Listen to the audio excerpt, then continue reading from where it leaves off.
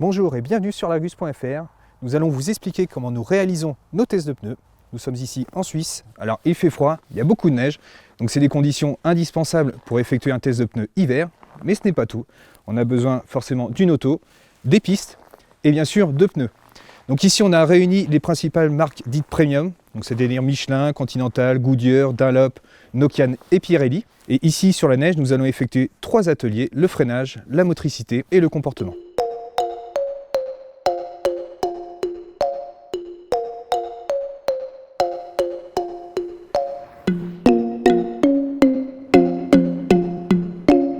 Alors nous voici dans le premier atelier, c'est la tenue de route, donc le comportement, c'est là qu'on va juger le comportement de la voiture avec les différents pneus. Alors plusieurs paramètres, le grip du train avant, évidemment, le pouvoir directionnel, la stabilité de l'auto en général, à savoir s'il n'y a pas trop de survirage, de sous-virage, également sa réaction au lever de pied, voilà, à savoir si elle ne chasse pas trop non plus de l'arrière. Et puis également c'est un ressenti global, c'est vraiment si on se sent en confiance, si on ressent le grip vraiment du pneu sur la neige. En fait ce qu'il faut c'est que le pneu il communique, il faut qu'il communique à son conducteur. Donc pour cela il faut vraiment qu'il soit prévenant, un pneu qui est trop brutal n'est pas un pneu sécuritaire. On utilise également un chronomètre, donc on va mesurer chaque temps au tour, ce qui permet de nous donner également une indication sur les performances du pneumatique. Et enfin, on utilise un pneu dit de référence, qu'on utilise au début, au milieu et à la fin du test, pour évaluer en fait les possibles variations de la piste dues à l'ensoleillement, à la différence de température. Maintenant qu'on a vu le comportement, on va se diriger vers le prochain atelier, le freinage et la motricité.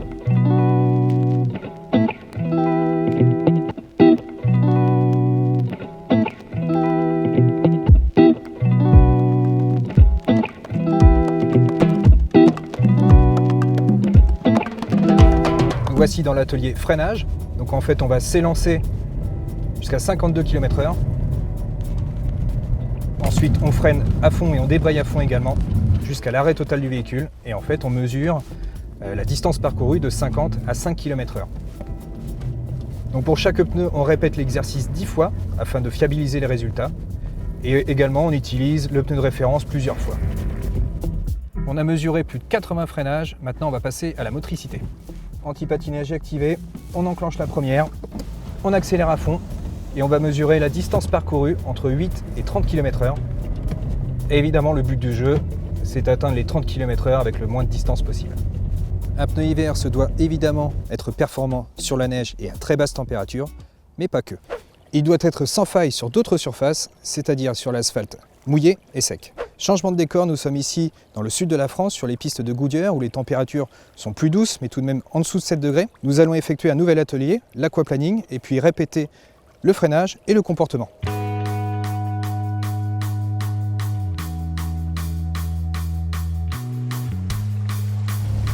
La résistance à l'aquaplaning, c'est quoi?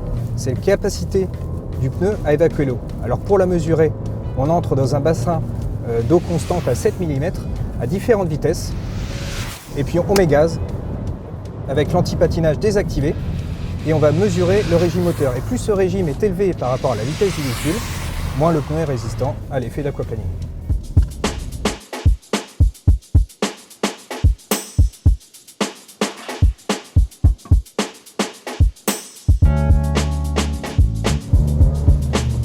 Pour le freinage, c'est la même méthode que celle utilisée sur la neige, sauf qu'on mesure les distances de freinage à des vitesses plus élevées,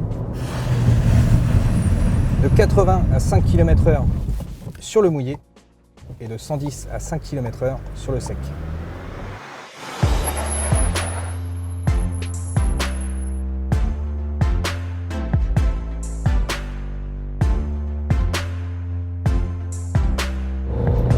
Dernier atelier, celui du comportement. Alors là, on est sur une piste mouillée. Donc en fait, elle est arrosée à hauteur d'eau constante de 0,8 mm, ce qui correspond à peu près à une bonne averse. Même procédure, chronomètre, pneu de référence. Alors comme sur la neige, on va juger en fait à peu près des mêmes critères, c'est-à-dire le survirage, le sous-virage, la stabilité générale, le fait que le pneu il soit prévenant. En revanche, on est à des vitesses beaucoup plus élevées. Et le dernier atelier, ce sera le comportement sur le sec. Et là, on va vraiment atteindre les limites du pneu, on va vraiment le torturer.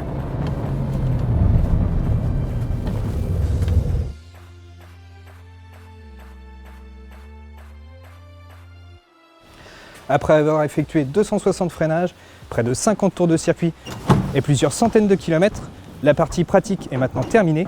Donc on va rentrer au bureau à Paris afin d'analyser toutes les données engendrées.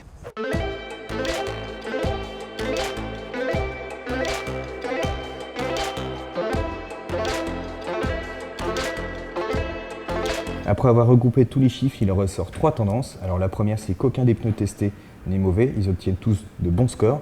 Cependant, pour ceux qui roulent essentiellement sur la neige, il faut privilégier les Continental et Nokian. Et ceux qui roulent essentiellement sous la pluie, c'est les Goodyear et encore Continental qui sont les meilleurs. Alors on ne va pas vous détailler ici tous les résultats, mais vous pouvez les retrouver en cliquant sur le lien dans la description de la vidéo. Alors j'espère que cette vidéo vous a plu, n'hésitez pas à liker, à laisser des commentaires, et je vous dis à bientôt sur argus.fr.